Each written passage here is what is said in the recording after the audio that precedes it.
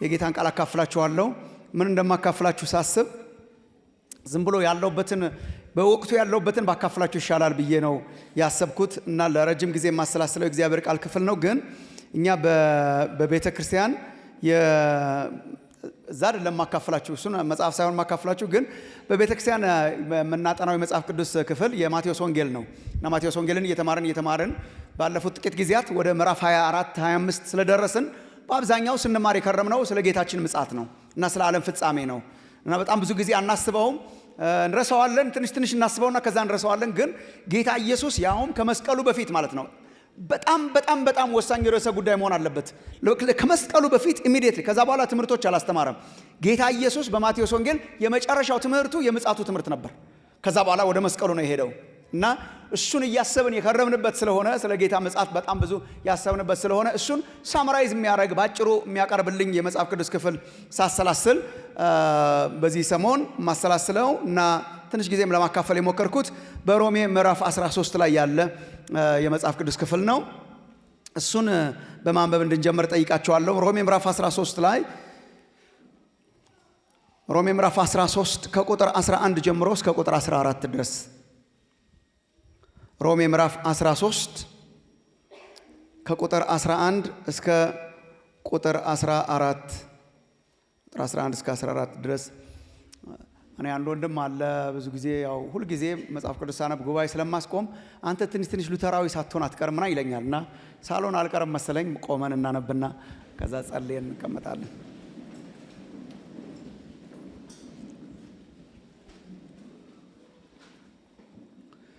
ቁጥር 11 ምዕራፍ 13 ሮሜ ከእንቅልፍ የምትነሱበት ሰዓት አሁን እንደደረሰ ዘመኑን እወቁ። ካመንበት ጊዜ ይልቅ መዳናችን ዛሬ ወደኛ ቀርቧልና ሌሊቱ አልፏል፣ ቀኑም ቀርቧል። እንግዲህ የጨለማውን ሥራ አውጥተን የብርሃንን ጋሻ ጦር እንልበስ። በቀን እንደምንሆን በአግባብ እንመላለስ። በዘፈንና በስካር አይሁን፣ በዝሙትና በመዳራት አይሁን፣ በክርክርና በቅናት አይሁን። ነገር ግን ጌታን ኢየሱስ ክርስቶስን ልበሱት። ምኞቱንም እንዲፈጽም ለሥጋ አታስቡ ይላል። አጭር ጸሎት ጌታ እንዲያስተምረን እንጸልይና እንጀምራለን። ከእንቅልፍ የምትነሱበት ሰዓት አሁን እንደደረሰ ዘመኑን እወቁ። ጌታ እግዚአብሔር ሆይ እናመሰግንሃለን ሕይወት ስለሰጠህን በክርስቶስ አባት ብለን የምንጮህበት የልጅነትን መንፈስ ስለሰጠህን መብት ስለሰጠህን ማይገባንን ሕይወት ስላጎናጸፍከን እናመሰግንሃለን። ሁልጊዜ አንለምደውም ጌታ እግዚአብሔር ሆይ እኛ ሰው የሆነው አንተን ያገኘን ቀን ነው። ቆሻሻችን የታጠበው እግዚአብሔር አምላካችን በፊት መቆም የቻልነው ስለ ኢየሱስ ክርስቶስ ተቀብለህን ነው። ኢየሱስ ልብሳችን ስለሆነ ነው። እናመሰግንሃለን። ስለ መስቀሉ እናመሰግንሃለን። ኃጢአታችን ይቅር ስለተባለበት ከአቤል ደም ይልቅ በጣም ስለሚጮኸው ስለ ኢየሱስ ደም ስላቀረበን ጌታ እግዚአብሔር ሆይ እናመሰግንሃለን። ስለ ቤተ ክርስቲያንህ እናመሰግንሃለን። በዚህች ጉባኤ ውስጥ ስለሰራኸው ተአምር ክብር ላንተ ይሁን ጌታ እግዚአብሔር ሆይ።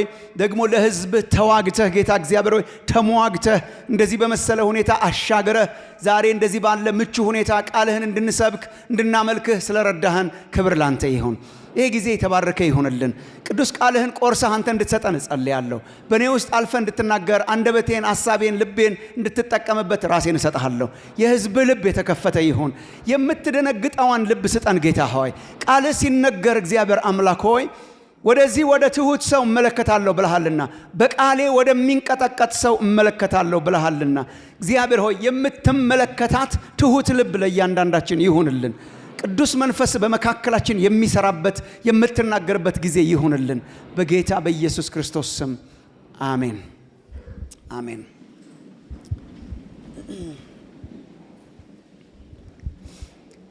ሮሜ ምዕራፍ 13 ቁጥር 11 እስከ 14 ድረስ ያነበብነውን ክፍል ሳስብ ትዝ የሚለኝ የድሮ መዝሙር አለ። አብዛኞቻችን እናውቀው ይሆናል። አሁንም እንደገና እየተዘመረ ስለሆነ አንድ ወንድማችን ፓስተር ታምራት ኃይሌ የሚዘምረው መዝሙር ነው በልቤ ውስጥ የሚመጣብኝ እና ምን እያለ ይዘምራል? አንድ መዝሙሩ ላይ በጣም አስደናቂ መዝሙር ነው። አለኝ ቀጠሮ ኢየሱስ ከሚባል እንግዳ እስቲ ልነሳ ቤቴን ላሰናዳ። በጣም አስደናቂ መዝሙር ነው። ገላጭ መዝሙር ነው። አለኝ ቀጠሮ ኢየሱስ ከሚባል እንግዳ፣ እስቲ ልነሳ ቤቴን ላሰናዳ። ሮሜ 13 እንደዛ ነው። ክርስቲያን የሚኖረው ባለኝ ቀጠሮ ነው። ቀጠሮ እንዳለው ሰው ነው። ክርስቲያን የሚኖረው ዘመን እንደደረሰበት ሰው ነው። ቀጠሮ ያለው ሰው ነው። ቀጠሮ እንግዳ እንዳለበት ሰው ነው። አለኝ ቀጠሮ ኢየሱስ ከሚባል እንግዳ ብለን እንደዘመር ነው። ክርስቲያን የሚኖረው እንደ እንግዳ ተቀባይ ሰው ነው። የሚመጣ እንግዳ እየተጠባበቀ እንዳለ አይነት ሰው ነው ሊኖር የሚገባው። በነቃና በሚጠብቅ ህይወት ነው መኖር የሚገባው ነው። ሮሜ 13 እንግዳ ያለበት ሰው ያስታውቃል። እንግዳ የሚመጣበት ቤትም ያስታውቃል። እናንተ አሁን ራሳችሁ ምስክር ናችሁ። ዛሬ ቤታችሁ እንግዳ መኖሩን ጥቂት ቤታችሁን ብታሳዩኝ አውቀዋለሁ። ያስታውቃል። የሽር ጉድ ቤት ነው። እኛ ቤት እንግዳ ሊመጣ ሲል እኔም አውቃለሁ፣ ልጆችም ያውቃል። ያስታውቃል። በቃ ዝም ብለን እንኖራለን። እኛ ሲምፕል ነው በቃ እንኖራለን። ብቻ የሆኑ ነገሮች ለወጥ ካሉ በጠዋት ተነስቶ ጋጋጋ የሚል ነገር ከበዛ አለ የሚመጣ ማን ነው እንጂ የሚመጣል ያስታውቃል። እንግዳ ጠባቂ ሰው ያስታውቃል። ደግሞ ትክክል ነው በጣም ከቤት ውጭ የሚመጣ የምናስተናግደው በተለይ የምናከብራቸው የምንወዳቸው ጓደኞቻችን ሲመጡ ነቃ ብሎ መዘጋጀት ያለ ነው። ይሄ በቃ ከአኗኗራችን ለየት ያለ አኗኗር፣ ካነቃቃችን ቀደም ብሎ መንቃትን ዝግጅትን በጣም ይጠይቃል። እንግዳ ጋብዞ የሚዘናጋ ሰው ብዙ አናውቅም። በሀገራችን በተለይ እንግዳ ተቀባይነን ብለንም ስለምናስብ በጣም ብዙ ዝግጅት ይደረጋል። that's fine ልክ ነው። እንግዳ እየመጣ ያለበት ሰው ያስታውቃል። በቃ አይተው ሰውየውን ያስታውቃል። የሌለበት ቤትም ያስታውቃል። እንግዳ የማይመጣበት የሚመጣበት ቤትም ያስታውቃል። የኛ ቤት አንድ ነው ሁሉ ጊዜ ብናም ብላችሁ እንደሆነ እንግዳ የሚመጣባት ከተማ ለምሳሌ ታስታውቃለች። እንግዳ የምታስተናግድ ከተማ አሁን አታስታውቅም። አሁን አዲስ አበባ አሁን በየአመቱ አታስታውቅም። የአፍሪካ ህብረት ስብሰባ ሲካሄድ ነገስታቱ ሊመጡ ሲሉ ሁልጊዜን ለማጽዳት እንሞክራለን። አንዳንድ ነገሮችን ለማስተካከል እንሞክራለን። በጣም ደስ ይላል። ግን ሊመጡ ሲሉ ያስታውቃል። ዝም ብላችሁ አይታችሁ ከተማውን አይታችሁ ማን ነው የሚመጣው ነው እንጂ የሚመጣ እንዳለ ያስታውቃል። ጸዳ ይላል። መብራቶቹ ይበራሉ፣ አጥሮቹ ይታጠራሉ፣ እንትን ይደረጋል፣ ምናምን ይደረጋል፣ ባንዲራ ይውለበለባል፣ የሆነ ነቃ ይላል፣ ወታደሮች እንትን ያደርጋልና አይተኸው የከተማውን አኗኗር አይተህ ተጠባባቂ እንደሆነ ታውቃለህ። ክርስቲያን የሚኖረው እንደዛ ነው ወንድሞች እናቶች። ተጠባባቂ እየመጣ ያለ እንግዳ አለ። የጌታችንን ምጽአት በተመለከተ ማቴዎስ ወንጌልን ስንማርኛ ያየነው አንድ ነገር የጌታችን ምጽአትና ለእርሱ የተጠቀሙበት ቃል የመጽሐፍ ቅዱስ ጸሐፊዎች የተጠቀሙበት ቃልና የነገስታት ከተሞችን መጎብኘት ቃል አንድ አይነት ቃል ነው። ፓሩሲያ ይባላል በግሪክ። አንዳንዶቻችሁ ታውቁ ይሆናል። ፓሩሲያ ማለት ከሮማ ተነስተው ቄሳሮቹ ከሮማ ተነስተው አንዳንድ ጊዜ አንዳንድ ከተማን ሄደው ይጎበኛሉ። እጣ የወጣላትን ከተማ ሄደው ይጎበኛሉ፣ ሄደው ያያሉ፣ ቪዚት ያደርጋሉና ሊመጡ ሲሉ ያስታውቃል። ከተማው ሸርጉድ ይላልና ነገስታቱ ይነሱና ሄደው ያችን ከተማ ይጎበኛሉ። ልክ እንደዛ ጌታ ኢየሱስን ይወስድና አሁን የነገስታቱ ንጉስ ከሮማ ሳይሆን ከሰማይ ብድግ ብሎ ወደ ምድር የሚመጣበትን ያንን ቪዚቴሽን ልክ እንደዚያ አይነት ቃል ነው የሚጠቀመው። ለምን? ኢየሱስ እየመጣ ነው፣ ንጉስ ነው፣ ተመልሶ ይመጣል። ወደዚህች ይመጣና የዘመን ፍጻሜ ይሆናል እና እሱን ነው ጳውሎስ የሚያስታውሰን። ሮሜ ምዕራፍ 13 ቁጥር 1 ተመልከቱ። ዘመን እየመጣ ነው ይላል። ሎክ ወገኖቼ፣ ዘመን እየመጣ ነው። አልሰማችሁ እንደሆነ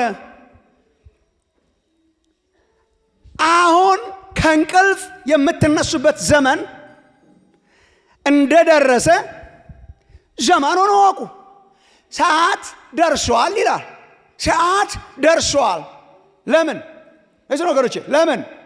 ካመንበት ጊዜ ይልቅ። ይሄ እኮ በጣም ግልጽ የሆነ ተግባራዊ ፕራክቲካል ነገር እኮ ነው የሚናገረው። ካመንበት ጊዜ ይልቅ ምናችን? መዳናችን ዛሬ ወደኛ ቀርቧል። ድነን የለም ወይ? አንዳንድ ሰዎች አሉ ድነናል ደግሞ ወደፊት እንድናለን ሲሉ ስንል ጆክ ምናምን ይሰራሉ። ድነናል እኮ ግን መዳናችን እየቀረበ ነው ደግሞ ይላል። ምን ማለት ነው? መዳናችን የሚጠናቀቅበት ኮምፕሊትድ የሚሆንበት። ክርስቲያን አሁን እየተሰራ ያለ ቤት አይነት ነገር ነው። ይሄን ስትሰሩ እንደነበረው እየተሰራ ያለ ቤት ነው። ግን ምን አይነት ዘመን ይመጣል? ቤቱ ተሰርቶ ተጠናቆ የሚቀርብበት ቀን ይመጣል። እሱ ምን ይባላል? መዳናችን። እሱ ምን እየሆነ ነው? ከትላንት ይልቅ ዛሬ መዳናችን ዛሬ ወደኛ ቀርቧል ይላል።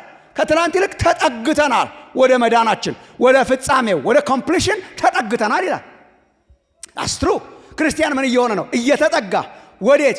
እንግዳን ወደ መቀበያው እየተጠጋ። ከትላንት ይልቅ ዛሬ ዘመኑ ደርሷል። ከትላንት ይልቅ ዛሬ መዳናችን ቀርቧል። ከትላንት ይልቅ ዛሬ መምጫው ቀርቧል። ከትላንት ይልቅ ዛሬ እኛም መሄጃችን ቀርቧል። ከትላንት ይልቅ ዛሬ ወደ ፍጻሜው ተጠግተናል ይላል። ክርስቲያን ዝም ብላችሁ በልባችሁ አሰላስሉ ወይ ማስታወሻም ከያዛችሁ በሁለት መንገድ ነው እየቀረበ ያለው። ይሄ በጣም ግልጽ መሆን አለበት። አንዳንድ ሰው ስለ መጨረሻው ዘመንና ዘመኑ ቀርቧል፣ የመጨረሻው ዘመን እየተጠናቀቀ ነው፣ ጠጋ ጠጋ ብለዋል ምናምን ስንል አይ ገና ነው ምን ይላል። ድሮም እንደዛ አይነት ክርስቲያኖች ነበሩ። እንደዛ አይነት ክርስቲያኖች አይ ገና ነው በጣም ቀርቧል ብለው መከራ የሚበሉም ነበሩ። ደግሞ አይ ገና ነው በጣም ያው ብዙ ሺህ ዘመን ተቆጥሯል፣ እመጣለሁ ብሎ ብዙ ሺህ ዘመን ተቆጥሯል ብሎ የሚዘናጋ ሰው አለ። ስለ ምጽአት ስናወራ እንዲሁ ዛሬ ነቅተን እንድንቀር ስለ መጨረሻው ዘመን ስናወራ የሚደርስበት ሁለት መንገድ አለ። እሱን ትንሽ ላሳያችሁ። ሁለት መንገድ አለ። ክርስቲያን እንዴት ነው ወደ ፍጻሜ የሚደርሰው? በሁለት መንገድ። ፍጻሜ ምን ያካትታል? ሁለት መንገዶችን። አንደኛው የግለሰብ ፍጻሜ እንለዋለን። ይቅርታ ዛሬ እኔ በጣም እንትን አላውቅም ግሪክኛ፣ ግን ላበዛባችሁ ነው። ለምሳሌ የመጨረሻውን ዘመን ጥናት የመጽሐፍ ቅዱስ አስተማሪዎች ኤስካቶሎጂ ይሉታል። ሰምታችሁ ይሆናል። ኤስካቶሎጂ ይሉታል። ኤስካቶሎጂ የሚሉት ምክንያት ኤስካቶን ከምትል ኤስካቶስ ከምትል ቃል ነው የተወሰደችው። ኤስካቶስ ማለት ፍጻሜ ማለት ነው፣ መጨረሻ ማለት ነው። መጨረሻ እሱን ይወስዱና ግሪክ ኤስካቶን ስለሆነ ኤስካቶሎጂ ይላሉ፣ መጨረሻ ማለት ነው። ኤስካቶሎጂ በሁለት ነው የሚከፈለው አሁን በምላችሁ። አንደኛው ኢንዲቪጁዋል ኤስካቶስ ነው፣ ኢንዲቪጁዋል ፍጻሜ። ሁለተኛው ደግሞ ኮርፖሬት የሆነው አጠቃላይ የሆነው ዓለሙን ሁሉ የሚጠቃልለው ፍጻሜ አለ። እኛ ወደ ፍጻሜ እንዴት ነው እየደረስን ያለ ነው? በሁለት መልኩ። እንዴት? የግለሰብ አለ፣ ዩኒቨርሳል አለ። ግልጽ አድርግላችኋለሁ። በእያንዳንዳችን ላይ ይደርሳል ፍጻሜው። እያንዳንዳችን ላይ የሚደርሰው ፍጻሜ የፍጻሜ አካል ነው፣ የኤስካቶስ አካል ነው። ደግሞ ዓለም በአጠቃላይ ዘዩኒቨርስ በአጠቃላይ የሚለማመደው ኤስካቶስ ደግሞ አለ። ለምሳሌ ከፈለጋችሁ ሮሜ 8ን አንብቡ። ፍጥረት ራሱ በምጥ ላይ ነው ያለው ይላል። ጠቅላላ ፍጥረት ዓለሙ ትራንስፎርምድ የሚሆንበት ኤስካቶስ አለ። ናው መጨረሻ 2 3 ነው የሚደርሰው ምናምን እያልክ ነው አይደለም። በግል እንለማመደዋለን፣ ከዛ በጋራ እንለማመደዋለን። እንዴት አድርገን ነው በግል የምንለማመደው? ከትላንት ይልቅ ዛሬ መዳናችን ቀርቧል። በግል ምን ማለት ነው? ከትላንት ይልቅ ዛሬ ወደ ሞታችን ቀርበናል ማለት። ሞት የኤስካቶስ አካል ነው። ስሙን በጣም በደንብ አድርጋችሁ፣ ሞት የመጨረሻው አካል ነው። ሞት ማለት መጨረሻውን በግለሰብ የምንለማመድበት፣ በግላችን የእኔ መጨረሻ አለ፣ የእናንተ መጨረሻ አለ፣ የእንትና መጨረሻ አለ። እሱ ኢትስ ፓርት ኦፍ ዘ መጨረሻ፣ ኢትስ ፓርት ኦፍ ዘ ኤስካቶ። ከዛ በአጠቃላይ ሲሆን ደግሞ ምን ይሆናል? በአጠቃላይ ሲሆን ደግሞ ለሁላችን ይደርሳል። የሞትን እንነሳና በህይወት ያሉ ይለወጡና ትዝ ይላችሁ እንደሆነ አንደኛ ተሰሎንቄ ምዕራፍ 4 እና ጠቅላላ ኢየሱስ በሚመጣበት ጊዜ ዩኒቨርሳል የሆነ አጠቃላይ የሆነ ፍጻሜው ይደርሳል። ያ ፍጻሜ እስኪመጣ ድረስ ምንም ፍጻሜ አይመጣም። ይመጣል። ምን ይባላል? የግል እና ጳውሎስ በግልም ይሁን በጋራም ይሁን ከትላንት ይልቅ ዛሬ መዳናችን ወደኛ ቀርቧል።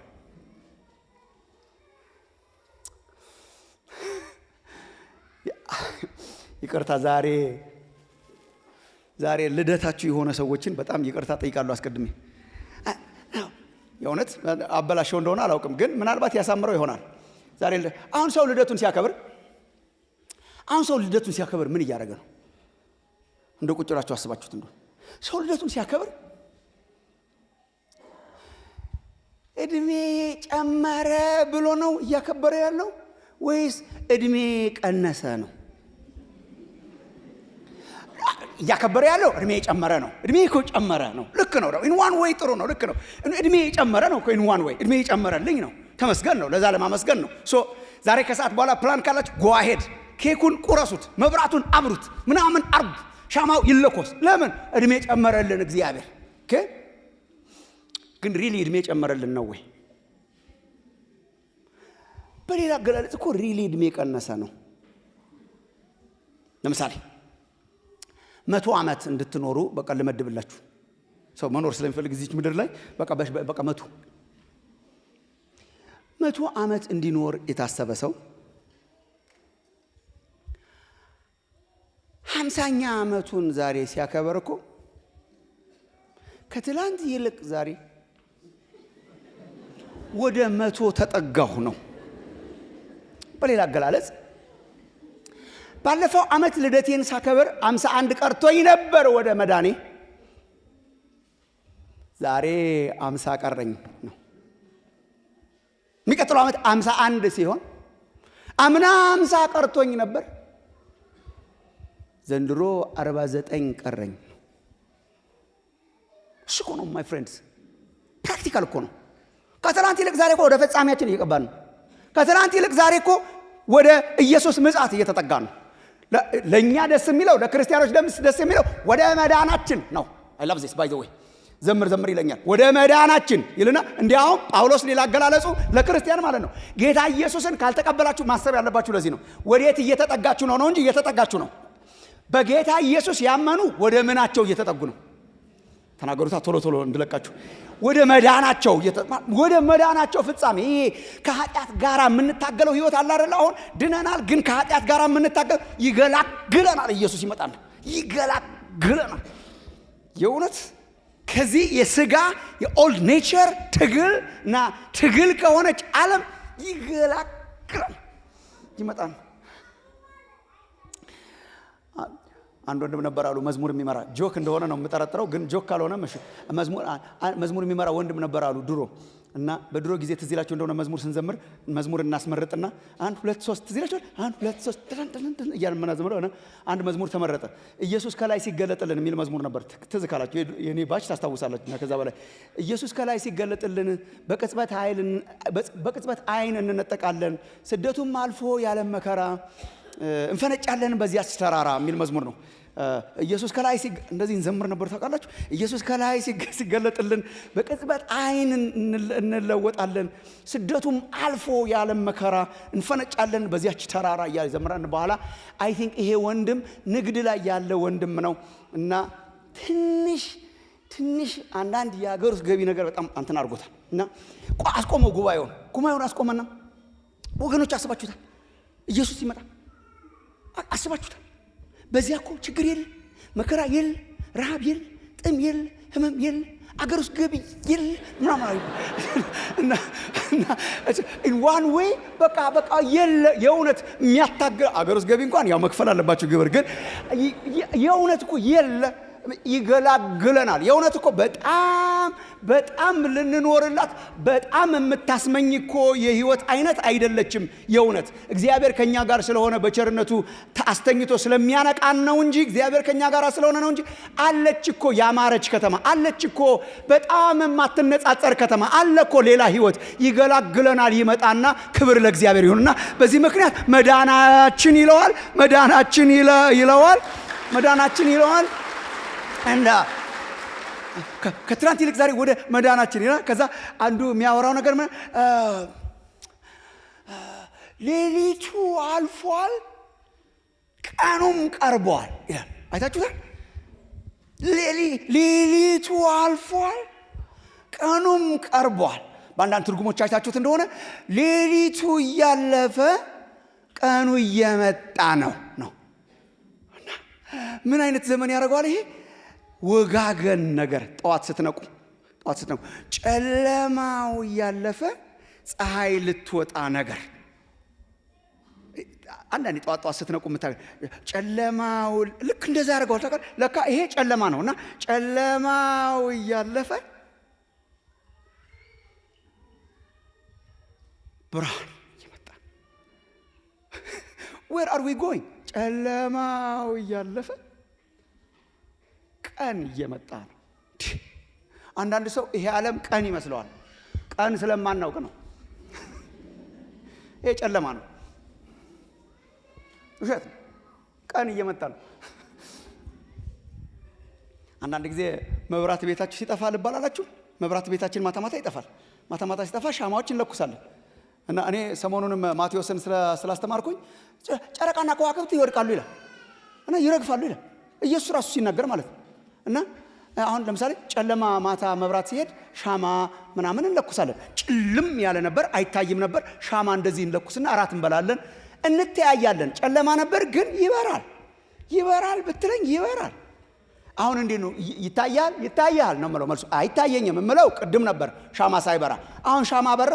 ሻማ ስለበራ ይታያል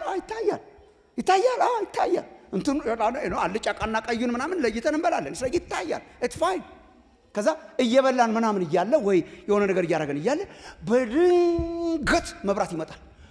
ዋው ብሎ ኤልፓ ሲለቀው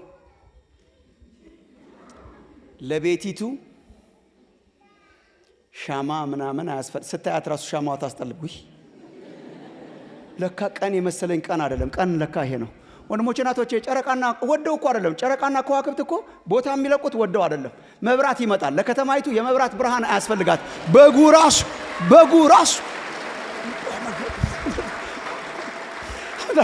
በጉ ራሱ ለከተማይቱ ብርሃን ይሆናል። ይናሳ በቃ ያስፈልጓት። ከዋክብትና ጨረቃ ያበሩ። ልክ እንደ ሻማችን እፍ ብለን እንደምንጥለው ልክ እንደዛ ነው። እየመጣ ነው። ቀን እየመጣ ነው። ወደ መዳናችን እየተጠጋን ነው። ኢየሱስ እየመጣ። ለዚህ ነው የመጀመሪያዎቹ አማኞች ማራናታ፣ ሰላምታቸው ማራናታ ነበር። ጌታ ኢየሱስ ሆይና። የምንናፍቀው ህይወት እየመጣ ነው። ትግል የሌለበት ህይወት እየመጣ ነው። እንግዳችን እየመጣ ነው። ከትላንት ይልቅ ዛሬ መዳናችን ቀርቧል። አሁን ሌሊቱ እያለፈ ነው። ቀኑ እየመጣ ነው። ክብር ለእግዚአብሔር ይሁን። በጣም ትልቁ ጥያቄ ግን እንግዳ እንዳለበት ሰው እንዴት እንኖር ነው። እኮ በጣም ደስ ይላል፣ ስናወራው ደስ ይላል። ሌሊት እያለፈ ቀን እየመጣ ነው ወገኖች። ዘመን እያለቀ ነው። ወደ ሞታችን እየተጠጋን ነው። በሌላ አገላለጽ ለክርስቲያን ወደ መዳናችን እየተጠጋን ነው። በቃ ፊቱን ልናየው እየተጠጋ። ምን አይነት ድንዛዜ እንደገባብን አናውቅም። አላውቅም። ክሎስ ከትናንት ይልቅ ዛሬ ክሎስ ቅርብ። ትላንት ከነበረን ህይወት ቅርብ። እንዴት እንኑር? የኢየሱስ ምጽአት ፍጻሜ የኛም ፍጻሜ እስከቶን እየቀረበ ስለሆነ ይሄ የገባው አማኝ እንዴት ይኖራል ነው። ሮሜ 13 እሱ ነው። ግልጽ የሆኑ ነገሮች ይናገራል። እኔም ግልጽ አድርጌላችሁ እሄዳለሁ። በጣም ግልጽ ነው ጳውሎስ የሚያወራው። አይታችሁት እንደሆነ በሚገልጽበት ቋንቋ አሁን ቅድም ሌሊቱ እያለፈ ምን እየመጣ ነው? ቀን እየመጣ። ይሄ ምን ይባላል? በአንድ ቃል ወጋገን ሆኗል። ትራንዚሽን ላይ ነን። ሌሊቱ እያለፈ ቀን እየመጣ ነው። ሌሊት አልፎ ማታ ሲነጋ ጣዋት ሰው ምን ያረጋል ብለን እኮ ነው መጠየቅ ያለብን። በቃ አሁን እሺ ይሄን እንዝጋውና ለአጭር ጊዜ ይሄን ተውትና ሌሊት አልፎ ጣዋት ሲነጋ ሰው ምን ያረጋል? በአካል ማለት ነው፣ ፊዚካሊ በዚህ ህይወታችን ብዙ ነገር ሊያረግ ይችላል። ግን ቢያንስ 3 ነገር አድርጋችኋል ዛሬ። ይሄን ያለ ምንም እያንዳንዳችን ያረግናቸው 3 ነገሮች እነግራችኋለሁ። እያንዳንዳችን ዛሬ ጧት ያረግነው ምንም በቃ ይሄን ያላረገ የለም። ዛሬ ሲነጋ ሌሊቱ አልፎ ቀኑ ሲመጣ ይሄን ያላረገ የለም። ምን አርገናል? ተኝተን ነበረ፣ ነቃን። ይሄን ያላረገ የለም። አሁን እንደተኛ ይመጣ የለም። ነቃን።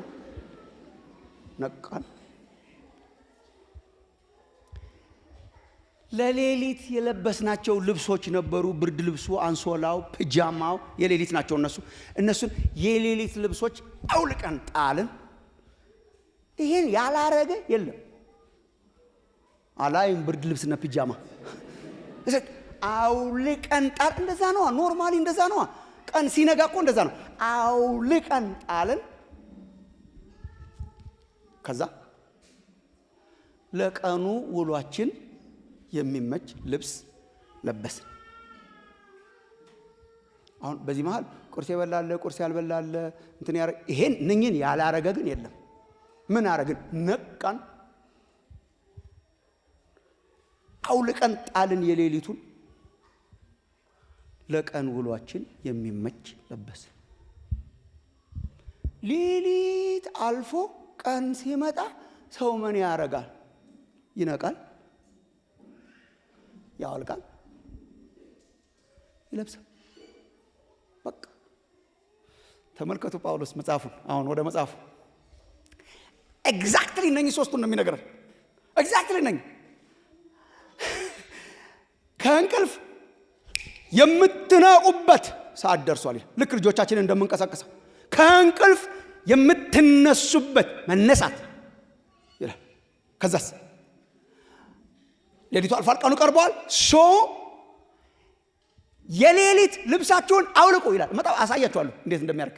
ከዛ የቀን ልብሳችሁን ልበሱ። እነኝን ሶስቱን ትንሽ ቶሎ ልንገራችሁን አልጨርስ። እንግዳ እየመጣ ስለሆነ አለን ቀጠሮ ኢየሱስ ከሚባል እንግዳ።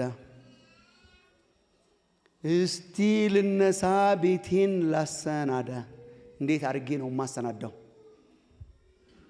ንንቅ ከእንቅልፍ ንንቅ። ከእንቅልፍ የምትነሱበት ሰዓት ደርሷል። አሁን ነው። ዘመኑን እወቁ። የመኝታ ሰዓት አልፏል ነው ጳውሎስ የሚለው። ይሄ የመኝታ ሰዓት አይደል። እንግዲህ ንቁ። ጌታ ኢየሱስ እንዳስተማረው በማቴዎስ ወንጌል ምዕራፍ 24 ላይ ቀኒቷንና ሰዓቲቷን አታውቁምና እንግዲህ ምን አድርጉ? ንቁ። ዌክ አፕ። እስከ መጨረሻ ጠንቀቅ ብሎ ንቅት ያለ ህይወት ኑሩ። በጣም በምሳሌ ያስረድቷል ጌታ ኢየሱስ ይሄንን። ሌሊት እንደ ሌባ ስለሆነ አመጣጡ ነቅቶ የሚጠብቅን ሰው ሌባ እንዳይገባ ቤቱ በመዓት ምሳሌ ነው ያስረዳው። ሙሽራ በሚጠባበቁ ሚዜዎች፣ ሙሽራ በሚጠባበቁ 10ቱ ቆነጃጅት በምንላቸው እስከ መጨረሻው እስከ ጥግ ጥንቅቅ ብለው ተዘጋጅተው ቢያሸልቡ እንኳን ነቅተው ማለት ነው። ሁሉም አሸልበዋል፣ ግን የአምስቱ አሸላለብ ለየት ያለ አሸላለብ ነው። በቃ ኤኒ ታይም ሊበራ በሚችል ጥንቅቅ ባለ አይነት ዝግጅት ተጠናቀው ንቅት እየመጣ ነው ኢየሱስ። ኦር እኛ እየተጠጋን ነው። ኦር በሌላ አገላለጽ ከትላንት ይልቅ ዛሬ መዳናችን ወደኛ እየቀረበ ነው። ታዲያ እንዴት አይነት ህይወት ነው ክርስቲያን የሚኖረው? የነቃ ዌክ አፕ። እኛ እንደ ሌሊት ሰው አንኖርም። እኛ እንግዳ እንዳለበት ሰው የነቃ መንፈሳዊ ህይወት፣ የጋለ መንፈሳዊ ህይወት፣ ፓሽኔት የሆነ ብዙ መናገር እችላለሁ፣ ግን አይ ሆፕ ካፕቸር እንደምታደርጉት ወንድሞቼ እህቶች። በጣም ብዙ ክርስቲያን ኢን ዘ ቸርች ዚስ ዴይስ ባልነቃ ህይወት ነው የሚመላለሰው። የሆነ ንቅት ያለ ነገር አይታያችሁም? አንዳንዶቹ ስታያችሁ እንደውም ንቅት ያሉትን ያከረሩ ይመስለናል። አዲስ ነህ በጌታ ምናምን ነው የነቃውን ነው። ወገኖቼ መፍዘዝ ማደግ አይደለም። አለመገረም፣ አለመደነቅ ማቹሪቲ አይደለም። እግዚአብሔር ህዝቡ ከእርሱ ጋር ባለው ግንኙነት መደነቅና መገረም ያቆመ ሰሞን በጣም እየተገለጠ ነቢያትን እየላከ ገስጿል። አራ ቀዘቀዘ ፍቅር እያለ እግዚአብሔር ያሳዝነኛል። እኔ ራሱ እግዚአብሔር አንዳንድ ጊዜ ያሳዝነኛል። በትምህርት ጥቅስ ራሱን እንደ ጮኛ እንደ ባል እስራኤልን ህዝቡን እንደ ሚስት ያደረግን እንዲህ ይላል። እስቲ ኤርሚያስ 2 አንብቡ። እንዲህ የታለ የጮኝነታችን ሰሞን ፍቅር ይላል። የታለ የጮኝነትሽን ፍቅር ረስተሻል ይላል። የታጨሽበትን ምረት ያን ሰሞን ገና ፍቅር የያዘን ሰሞን ነው። እጮኛሞች አላረ ሲተጫጩ የመጀመሪያው ሰሞን የታለ? እግዚአብሔር የረዳው ሰው እኮ ከጌታ ጋር የመጀመሪያው ፍቅር ይቀጥልለታል።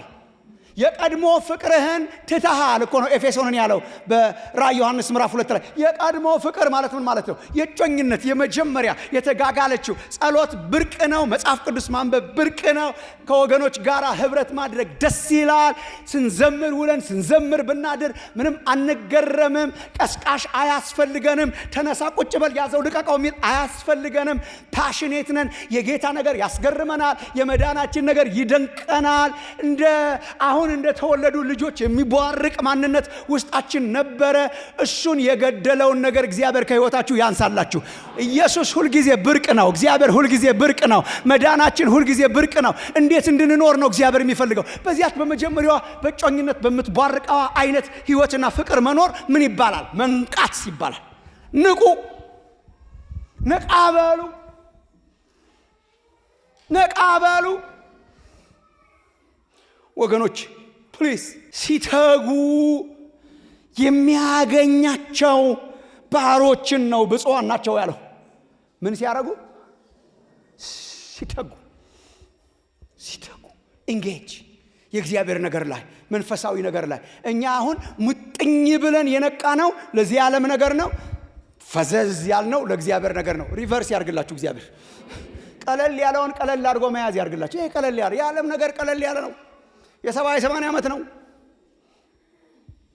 ቢፈታ ጥሩ ነው፣ ባይፈታም ችግር የለም። ሰው ቀለል ያለውን ቀለል፣ ከበድ ያለውን ከበድ። ለእርሱ አብዝተን ልንጠነቀቅ ያስፈልገናል። ማን የሚለው መጽሐፍ ቅዱስ ስለ መዳናችን? ዕብራውያን ምዕራፍ 2 ቁጥር 1 ለእርሱ አብዝተን ልንጠነቀቅ ያስፈልገናል፣ ልንነቃ ያስፈልገናል። ለዘላለሙ የነቃ ሰው እግዚአብሔር ያርጋችሁ። አለኝ ቀጠሮ ኢየሱስ ከሚባል እንግዳ እንዴት ልኑር? ነቃ ነቃ።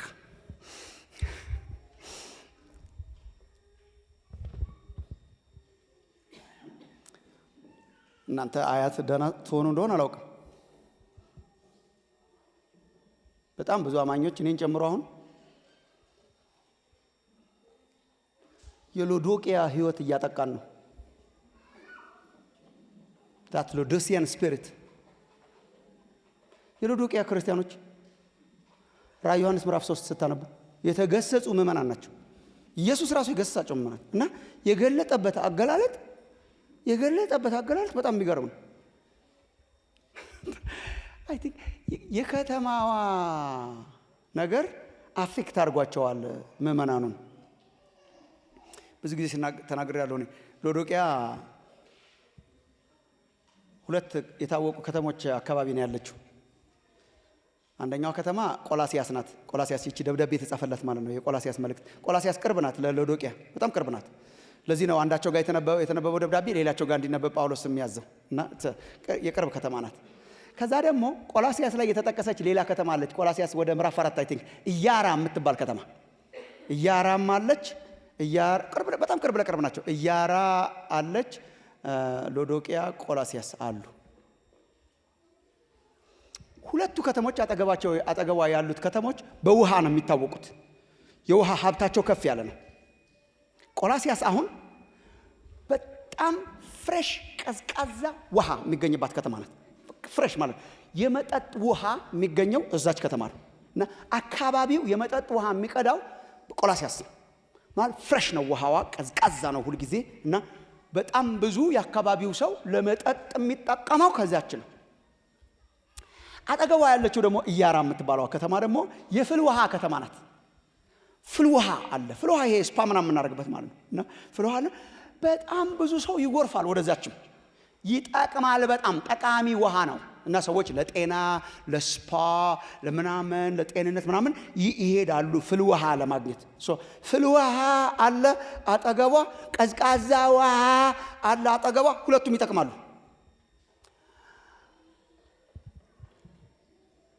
ሎዶቅያ አይ ቲንክ ሎዶቅያ ውሃው ሲደርስ የሁለቱ ተቀላቅሎ ነገር ነው የሚደርሰው እና በጣም ቀዝቃዛም አይደለም አጠገቧ እንዳለችው ከተማ፣ በጣም ፍል ውሃም አይደለም አጠገቧ እንዳለችው ከተማ። የሁለቱ ቅልቅል ለብ ያለ ይመጣል። ወደዚያች ከተማ የሚሄድ የለም። አይጣቀምም እና አይ ቲንክ ህይወታቸውም እንደዛ ሆኗል እና ጌታ ኢየሱስ ይመጣና በራድ እንደዚህ ውሃ ወይም ትኩስ እንደዚህኛው ውሃ ስላይደለ ለብ ስላልክ ካፌ ልተፋህ ነው የሚጠቅም ነገር ስለሌለው ማለት ነው። እግዚአብሔር ከለብተኝነት ህይወት ያውጣ። ለብተኝነት ክፉ ነው። በቤቱ ነህ ግን በቤቱ አይደለህም። እንዳይመሰከርልህ ትዘምራለህ፣ እንዳንተው ደግሞ የሆነ ነገር ነህ። ይህ ልክ አይደለም። ይሄን እንደ መብሰል አትውሰዱ።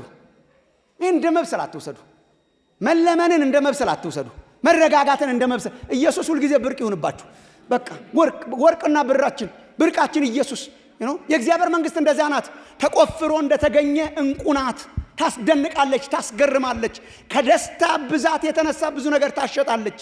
የእግዚአብሔር መንግስት ብርቅ ናት። ስላልታየን ነው። እግዚአብሔር የመገለጥን መንፈስ አይናችንን ያብራል እንድናየው።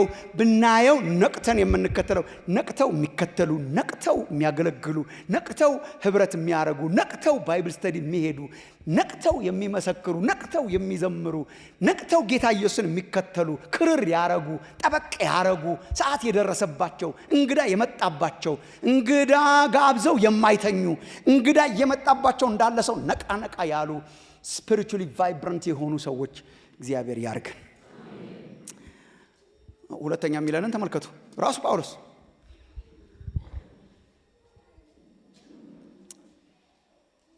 ሌሊቱ አልፏል ቀኑም ቀርቧል ለና አሁን ንቁ አለ። ከእንቅልፍ የምትነቁበት ሰዓት ደርሷል ለና ከዛ ቀጥሎ በቃ የሌሊት አልባሳት አውልቁ ነው። የሌሊት አልባሳት የሌሊት ይልበሳችሁ የማታ ልብስ አውልቁ ይላል። እና መጽሐፍ ቅዱስ የሌሊት ልብስ ፒጃማ አውልቁ ይላል። ይሄው ሌሊቱ አልፏል ቀኑም ቀርቧል ይላል። እኛ የለበስነው ለካ ስራ ነው። እንግዲህ የጨለማውን ስራ አውጥተን የሌሊቱን ስራ አውጥተን የብርሃንን ጋሻ ጦር እንልበስ ይላል። እንልበስን እመጣበታለሁ። ግን አውልቀን ሌሊቱ እያለፈ ቀን እየመጣ ነው። ሰው ዋድዊዱ የሌሊቱን አውልቁ፣ የጨለማውን አውልቁ፣ የማታውን አውልቁ፣ ስለነጋ አውልቁ። በሌሊት ልብስ ቀን ብንዞርኩ ወይ ለፖሊስ ወይ ለአእምሮ ሕክምና ቦታ እኮ መደወሉ አይቀርም።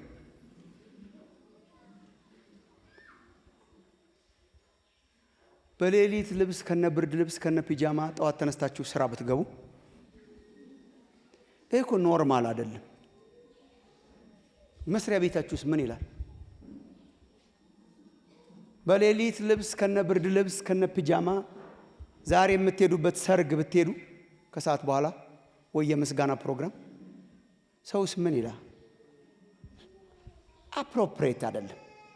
it's not appropriate አግባብ አይደለም። አይ ዶንት ኖ ቃሏን አግኝታችኋት እንደሆነ በአግባብ እንመላለስ። አግባብ ማለት ምን ማለት ነው? የሌሊቱን ለሌሊት የቀኑን ለቀን። አሁን እኛ ሌሊት የለብንም። ምን ሆኗል? ሌሊቱ አልፏል፣ ቀኑም ቀርቧል። አግባብ ልብስ ምንድነው? አግባብ ልብስ የቀን የሌሊቱን እናውልቅና ከዛ ቶሎ ለመጨረስ ያህል ሳምፕል ይሰጠናል። የሌሊት ልብስ ምን እንደሚመስል ሳምፕል አድርጎ ይሰጠናል። ዝርዝራቸውን እናንተ ራሳችሁ ሄዱባቸው። ግን ሳምፕል ነው። 13 ላይ ያሉላችሁ ጥንድ አድርጎ ነው ያቀረባቸው። እንደ መንታ አድርጎ ጳውሎስ ቃሉን ሳነብ የገረመኝ። ለምሳሌ ዘፈንና ስካርን አንድ ላይ አድርጎ በዘፈንና በስካር አይሆን መንትያ ነገር ያደርጋቸዋል። አንዱ ባለበት አንዱ አለ ማለት ነው። ያው ነው፣ የታወቀ ነው እኮ ምንም በጣም የታወቀ ነው። አንድ ላይ ናቸው።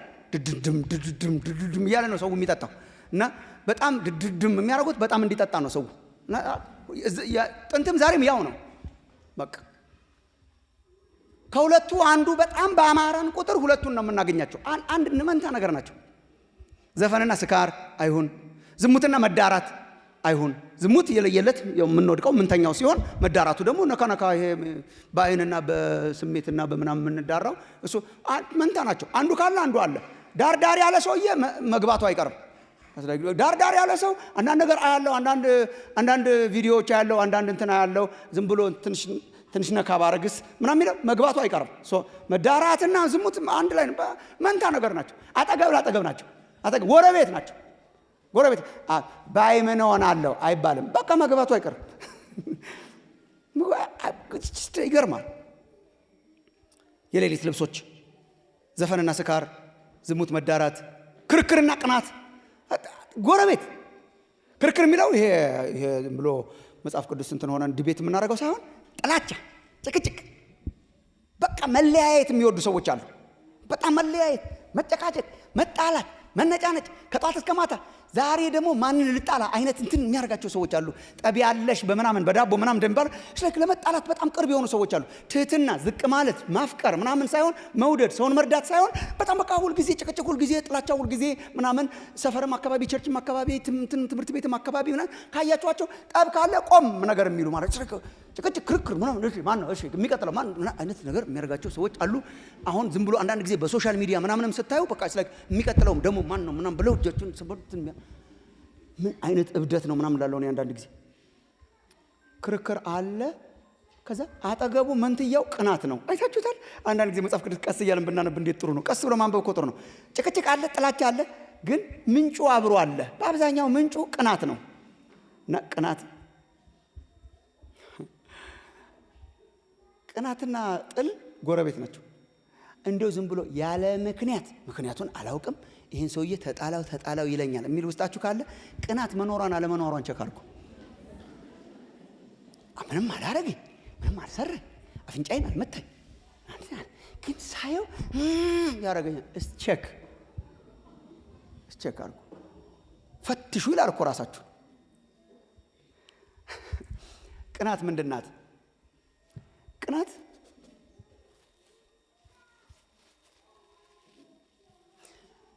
የሆነ ሰውዬ የተሳካለት ሲመስለን ከኛ በላይ የምትሰማን የውስጥ ስሜት ናት። ሲምፕል ዴፊኒሽን። አጠገባችን ያለ ሰው ከኛ በላይ ምንም እኮ አላረገንም፣ ግን ከኛ በላይ የበለጠን የተሳካለን ሲመስለን ከውስጥ የምትሰማ የሆነች ነገር ናት። የምንናገራት አይደለችም። ቅናት ቅናት አንናገራትም። ቅናትና የምንናገረውንም አውቀዋለሁ። እንኳን ጌታ ረዳ ወንድሜ፣ ይሄ የምንናገረው ነው። ይሄ እሱ አይደለም። ውስጥ ያለችው ውስጥ ምን አለ? እንኳን ጌታ ረዳህ አለች ውስጥ።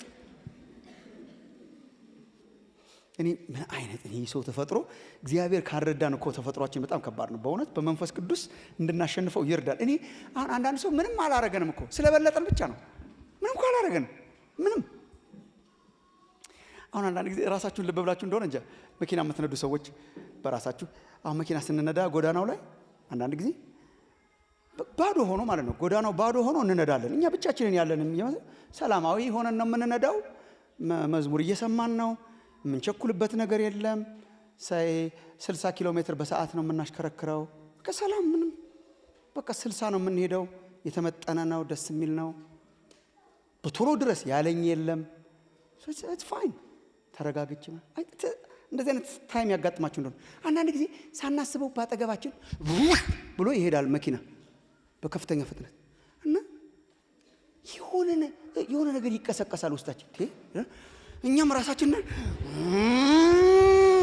እና ቁጭ ብሎ መጠየቅ እኮ ተወዳደሩ ያለን የለ፣ ፊሽካ ይነፋልን የለ፣ አናውቀው ሰውየውን ኢቭን ማን እንደሆነ አንድ አይነት ቦታም አለ። በቃ እግዚአብሔር በመንፈስ ቅዱስ ካረዳችሁና ውስጥ ያለ ብላችሁ ተነስታችሁ ካልዘመታችሁበት አለች ቅመማ፣ ሁላችን ውስጥ አለች፣ በጣም አለች ቅመማ። ትምህርት ቤት ራሱ እንደዛ ነበርን ስንማር፣ ትዝ ይላችሁ እንደሆነ ትንሽ ልጆች ሆነን ማርክ ይሰጠናል፣ የተፈተንበት ይሰጠንና 9 ከ10 አግኝቻለሁ እና ደስ ሊለኝ ሊጀምር ሲል ዞር ስል 10 ከ10 አግኝቶ ያለች የሆነች ነገር እግዚአብሔር እሷን በእውነት ይምታልን። በጣም መንቃት አለበት። እና በጣም ብዙ ጊዜ ጥል ውስጥ የሚከተው ይሄ ነው፣ ጭቅጭቅ ውስጥ የሚከተው ይሄ ነው። አሁን ለምሳሌ ቆሮንቶሳውያን የአጵሎስ የጳውሎስ የክርስቶስ ማን ብለው ተከፋፍለው ነበር እና አሁን ለነ ጳውሎስ አዝነው ይመስላችኋል? እስቲ ጳውሎስን ልደግፍ ብለው እኮ አይደለም፣ ክርክርና ቅናት ውስጣችሁ ስላለ ይላችኋል። ምዕራፍ 2 ላይ ቅናት ናት እንደዚህ ያደረገቻችሁ ይላችኋል። በጣም አደገኛ ነው ቅናት። ቅናት ባለበት ጭቅጭቅ አለ፣ ክርክር አለ፣ ጥላቻ አለ። አሁን እንደዚህ አይነት ነገሮችን ምን እናርግ? አውልቃችሁ ጣሉ በደስታ። ለምን? የሌሊት ልብሶች ናቸው። ዝሙት፣ ርኩሰት፣ ጥላቻ፣ ክርክር፣ መዳራት፣ ወሬ፣ ሐሜት፣ እነዚህ ሳምፕል ናቸው። ዘርዝሯቸው ወንድሞች። ኢየሱስ ክርስቶስን ማያስከብሩ ከመሰሏችሁ ነገሮች ራቁ። አውጥተን እንጣላቸው፣ አውልቀን። ለምን? እንግዳ አለብና እኛ ሰፈር ማጽዳት አለብን። እስቲ ሰፈር አጽዱ፣ እንግዳ እየመጣ ነው። ሰፈር እናጽዳ ነው። እንዴት አድርገን እናጥራው? አውልቀን እንጣል። ለሱም አይሆነው በደስታ አውልቀን መጣል። እግዚአብሔር ይርዳን። በዚህ ዘመን ያለን ክርስቲያኖች ብዙ ነገር እያስተናገድን ነው። እንኳን አውልቆ መጣል የሌለንን እያመጣን እየለበስን ነው። በጣም ብዙ ክርስቲያን ወይ ሌላ ጊዜ በደንብ አድርጋችሁ አሰላስሉ። በጣም ብዙ ትምህርት የሚያስፈልገው አሁን ቀኑን ሙሉ ቆሻሻ ሲጠጣ ይውላል የዘመኑ ሰው። ቀኑን ሙሉ አሁን ስካር በወይን ጠጅ እንዳይመስላችሁ። ሰው ሁሉ ሰክሯል። የጠጣው ግን ወሬ ነው። የጠጣው ሐሜት ነው። የጠጣው ርኩሰት ነው። አይ ዶንት ኖ ማን ሃይ እንደሚለን አላውቅም። በቃ መረን ተለቀናል ሁላችን አለ እጃችን ላይ ቀኑን ሙሉ ስንሰማ እንላለን። በቃ ምንድነው የሚያስከትለው በእኔ ላይ? ቁጣ ያስብለኛል ወይ ምናምን ሰዓት ዝም ብለን እንጠጣም። ስክሮል እያደረግን እነሱም ይሰጡናል። ቲክቶክ፣ ዩቱብ ምናምን ሶሻል ሚዲያ። ማይ ፍሬንድስ ይሄ በጣም ከፍተኛ ስብከትና ጸሎት የሚያስፈልገው ነው ለብቻው። ጉባኤ ላይ ተናግሬ ነበር አንድ ጊዜ። በጣም ገረመኝ። ከጓደኛዬ ጋር ክፍለ ሀገር እየሄድን አውሮፕላን ማረፊያ እዚህ ተሳፍረን አንድ ሰው እያጠገባችን ነበር እና ማለት አይሰማም፣ አያይም፣ አያወራም፣ ምን አይልም፣ ዝም ብሎ ነው ስክሮል እና ይሄ እንደ ድራግ እየወሰደ ነገር ነው የሚመስለው እና በጣም ገረመን። ከዛ ካስታወሳችሁ ታልፉና አውቶቡስ ውስጥ ያስገቧቸው የለም ወደ አውሮፕላኑ መውሰጃ። አውቶቡሱ አይመችም ብዙ ጊዜ ስለሚያደርግ የምትይዙትን ትይዛለችና ሻንጣ ተሸክሟል። ያው ሰውዬ ማለት ነው እንደዚህ ይዟል፣ ብረቱን ተጣሞ እንደዚህ ይላል ማለት እና ከጓደኛዬ ጋር አወራ። ይሄ አሁን በምን ይገለጻል? አዲክሽን ካልሆነ በስተቀር ብዙዎቻችን ስራ ፈት አረገን፣ ወሬኛ አረገን። እግዚአብሔር አስቀድሞ ነግሮን ጆሮ ከመስማት አይሞላም ብሎ የሚሞላ እቺ ትሞላታል አይሞላም። ዝም ብሎን በቃ ስንሰማ ሰናይ የጸሎት መሰዊያችንን ወሰደው ከእጃችን ነጥቆ። ባይብል ማንበቢያ ጊዜያችንን ወስዶ ከእጃችን ነጠቀው። ተረጋግተን ቃል የምንሰማበትን ጊዜ ከእጃችን ነጠቀው። ማት ነገር ከእጃችን ነጠቀን። ተማርከን ቁጭ ብለን ተማርከን የማለዳ ጊዜያችንን ወስዶታል። የማታ ጊዜያችንን ወስዶታል። ሰዎች ጋር ማውራት በስነ ስርዓት ጠፍቷል። ማርኮ ለዚህ ነበር ያመጣው። እየተደሰተ መሆን አለበት ጠላት። ድሮ በግድ ነበር እስር ቤት አስገባቸዋለሁ ያለው። እኛም አንገባም ብለን ብታስገባኝም እዘምራለሁ ብለን ነበር። አሁን ወርቃማ እስር ቤት ውስጥ ከተተን። ደስ የምትል ራሳችንን በራሳችን አስተርንለት። ለዚህ ነው በነፃ ያበዛት። ርካሹ ከእህል ውሃ ይልቅ ርካሹ ኢንተርኔት ነው በዓለም ዙሪያ። የምንጠጣው ውሃ ራሱ ውድ ሆኗል። አሁን እየረከሰ ነው የሚመጣው ራሱ በእኛ ሀገር ዩልሲ። ከሁሉ ነገር በላይ ርካሹ ኢንተርኔት ነው። ከሁሉ ነገር በላይ በነፃ የምናገኘው ቆሻሻ ነው። እኔ ብዙ ተናግሬያለሁ። እኔ ራሱ ስማቸውን አሰላስዬ ሁሉ ሰብኬ ያውቃለሁ። ለምሳሌ ዩቱብን ሰብኬበት አውቃለሁ። ዩቱብ አሁን ምን ማለት ነው? ዩቱብ በአማርኛ እስቲ እንተርጉመው ምናምን ብዬ ያው የታወቀ ነው። ቱብ ምንድን ነው ታውቁታላችሁ እኮ እናንተ ራሱ። ቱብ እኮ በአማርኛ እኮ ቱብ ከጣሊያንኛ ወስደነው ነው መሰለኝ። እንትን እኮ ነው በጣም በሁለት ቃል እንገለጠው ከተባለ ፈሳሽ ማስወገጃው ነው። ቱቦ ከጣሊያን መሰለኝ ወሰደነው። ቱቦን ማለት እኮ ቱቦ ማለት ምንድን ነው? ቱቦ እኮ በየሰፈራችን አለ። ቱቦ ማለት አሁን ለምሳሌ ቧንቧ ውሃችንና ቱቦአችን የተለያየ ነው ያርግልን። ሁልጊዜ ማለት የተለያየ የቧንቧ ውሃ ይዞ የሚመጣው ኩልል ያለ ይዞ ነው የሚመጣውና ቀድተን እንጠቀምበታለን። ይሄ የቧንቧ ውሃ ነው ሲባል ቀድተን እንጠቀምበታለን። የሚጠጣ ሲሆን እንጠጣዋለን፣ ግን እናጥብበታለን። እንትን የቧንቧ ውሃ ነው ቅድት አድርገህ ጥርን የምታደርገው የቧንቧ ሲሆን ነው። ቱቦ ዋስትና አይሰጥህም። ንጹህ ነገር ይኖረው ይሆናል፣ ቆሻሻ ነገር ይኖረው ይሆናል። ሁሉን ተሸክሞ ነው የሚዞረው። አንዳንድ ሀገር ሊያጠሩት ይሞክራሉ። በቴክኖሎጂ ያጠሩና ኩልል ያለ ነገር ያወጣሉ። ያንን አጥርተው ሪሳይክል አድርገው ለሆነ ነገር የሚጠቀሙበት ኩልል ያሉ ነገሮች ያወጣሉ። እንዴት ነው ቱብ ነኝ እያለ አንድ ነገር ራሱ ነግሮን እኔ ቱብ ነኝ ብሉን ምን ተክለው ሳናጠል ቧንቧ ነኝ አላለ። እኔ ሁሉን ነው ይዤ የምመጣው አለ። ኢንተርኔት የመረጃ መረብ ነው የምንለው። መረብ የሚል ቃል አለው። እኔ መረጃ ሰብሳቢ መረብ ብቻ አይመስለኝም፣ እኛን ሰብሳቢ መረብ ነው። ወዴት እየወሰደን እንደሆነ እግዚአብሔር ያውቃል። አጠመደን፣ ያዘን። ቀኑን ሙሉ እነኚህ ላይ ተጠምደን እንውላለን። ምንድነው ጳውሎስ የሚለን? አረ እየነጋ ነው። ምን እናርግ? ይሄ የሌሊት ልብስ አውልቀን እንጣል። የመጨረሻ ሶስተኛውን ነግራችሁ ጨርሳለሁ። አለኝ ቀጠሮ ኢየሱስ ከሚባል እንግዳ ንቁ። አለኝ ቀጠሮ ኢየሱስ ከሚባል እንግዳ አውልቃችሁ ጣሉ የሌሊት ልብስ። አለኝ ቀጠሮ ኢየሱስ ከሚባል እንግዳ የቀን ልብስ ልበሱ ይላል። የቀን ልብሳችንን ላሳያችሁና በጸሎት ጨርሳለሁ። እንግዲያውስ ቁጥር 13 ቁጥር 14 የጨለማውን ሥራ አውልቀን የብርሃንን ጋሻ ጦር እንልበስ። መጣበታለሁ። የብርሃንን ጋሻ ጦር እንልበስ፣ በቀን እንደምንሆን በአግባብ እንመላለስ ይላል። በእነኚህ አይሆን። ከዚያስ ነገር ግን ጌታን ኢየሱስ ክርስቶስን ልበሱት። ጌታን ኢየሱስ ክርስቶስን ልበሱት። ምኞቱንም እንዲፈጽም ለሥጋ አታስቡ። እኔ ጌታን ኢየሱስ ክርስቶስን ያለው ከመዘርዘር በላይ ስለሆኑ ነው። እንትኖቹ ዘፈን፣ ስካር፣ ዝሙት እንደማለት ይሄ ግን የኢየሱስ ባህሪያት ማለት ነው። ጌታ ኢየሱስን ልበሱት። ከፈለጋችሁ ገላትያ ምዕራፍ 5 የመንፈስ ፍሬ ፍቅር፣ ደስታ፣ ሰላም፣ ቸርነት፣ በጎነት ኢየሱስን ምሰሉ። ጌታን ኢየሱስ ክርስቶስን ልበሱት። ጌታን ኢየሱስ የሌሊቱን አውልቁትና ጌታን ኢየሱስ ክርስቶስን ልበሱት። የእሱን ባህሪ፣ እርሱን መምሰልን፣ ጽድቅን፣ ቅድስናን፣ ፍቅርን ልበሱት። የሌሊቱን ልብስ አውልቀን እንጣልና የቀን ልብስ የሆነውን የብርሃንን ጋሻን ጦር እንልበስ። 2-3 ደቂቃ ብቻ።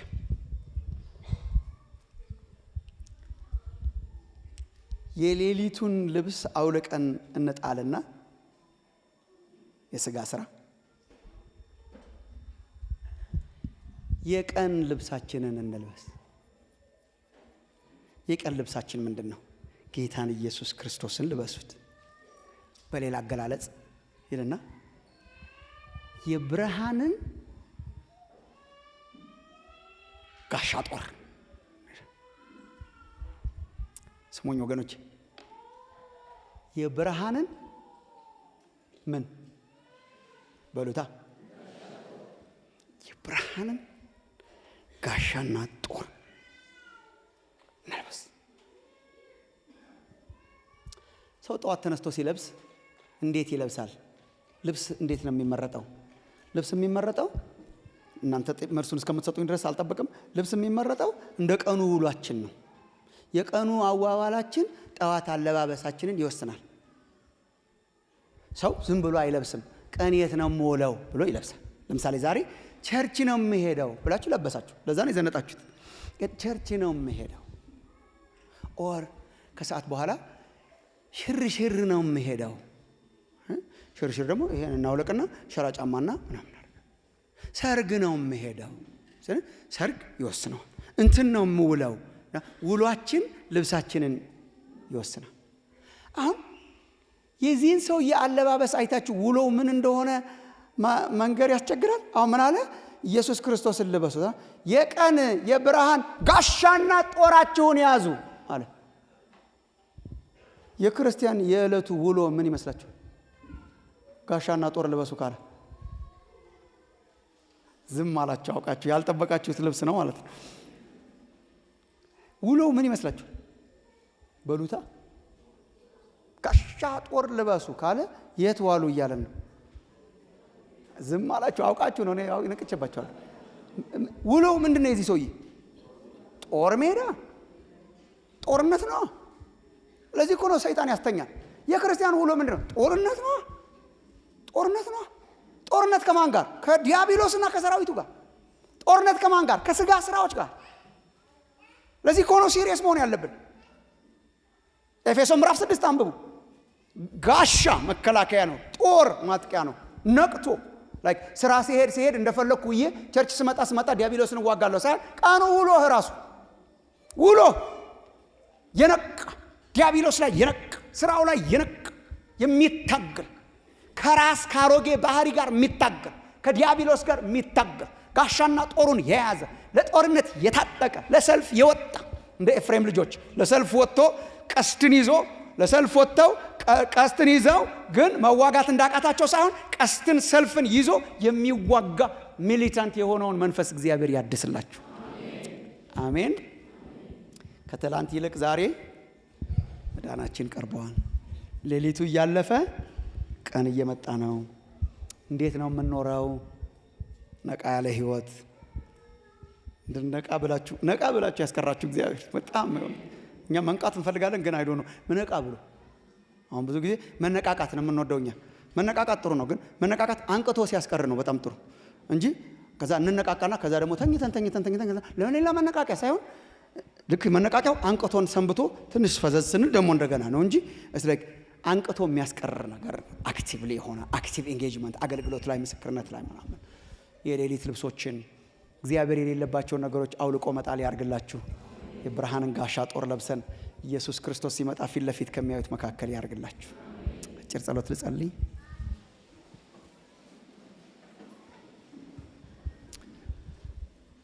ጸልያለን። እኛ ያለን ቀጠሮ ከትላንት ይልቅ ዛሬ የቀረበ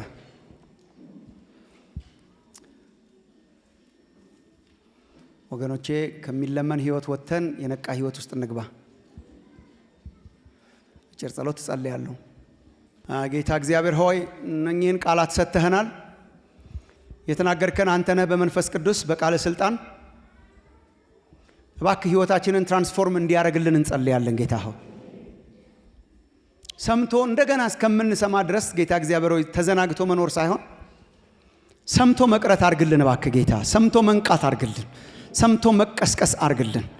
እና እኔ ጌታ እግዚአብሔር ሆይ ጸልያለሁ እንደ ሎዶቅያ ህይወታቸው ለፈዘዘ ለብላሉ እግዚአብሔር አምላክ ሆይ መንፈሳዊ ነገር ለማይነካቸው መንፈሳዊ ነገርን ለናቁ ብርቅ መሆን ለቆመ ለእግዚአብሔር አምላክ ብርቅ መሆንን ላቆሙ ሰዎች የመንቃት ቀን ይሁን ጌታ። የመንቃት ቀን ኢየሱስ ሁሉ ጊዜ ብርቃችን መዳናችን ሁሉ ጊዜ ብርቃችን ይሁንልን ጌታ ሆይ ከሌለህበት ከማትከብርበት ነገር እየተለየን ያለህበትን እየያዝን አንድ ቀን ፊትህን በደስታ ከሚያዩት መካከል አርገን። ማራናታ ጌታ ኢየሱስ ሆይ ማራናታ። የዚህን ዓለም አድካሚ ስርዓት የዚህን ዓለም ተለውጦ የማይለወጥ ስርዓት የሚለውጠው ስርዓት ይምጣልን። መንግስት ትምጣልን። ያቺ የተናገርካት ትሆንላችኋለሁ ያልከን ህይወትህ ትምጣልን። ማራናታ ጌታ ኢየሱስ ሆይ አሜን።